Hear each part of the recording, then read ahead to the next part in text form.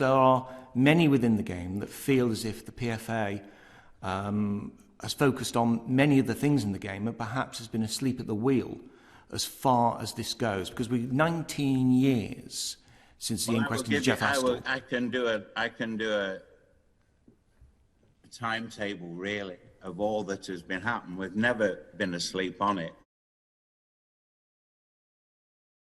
So there's nothing at all you would have done differently over the last 19 years than you've done now in terms of concussion in sport, in your sport. I wish we'd managed to unlock the key.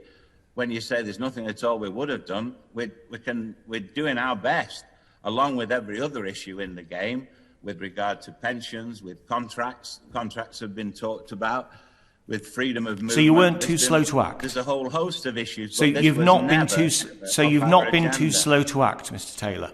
You've not been too slow to act. You resist that claim, and you resist the claims of Mr. Sutton and others. I have to say that effectively the PFA has not stepped up as far as this goes. So you have not been too slow to act.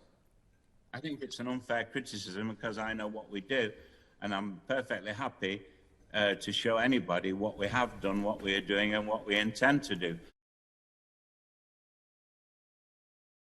It's a very emotive subject, and Chris Sutton is one of those people who I speak to in a civilised manner.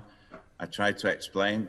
He's offered help with regard to his father, who was a contemporary when I was playing, and he's also been offered to come in and see what we're doing, see what we have done, and see what we plan to do in the future. And the same with other families who are suffering, because it's a very emotive subject.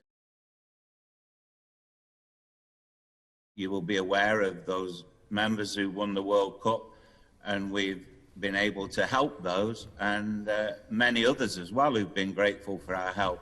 But it still needs to be addressed, because this is now a bigger, as people are living longer, it's probably resulting in more deaths than cancer does.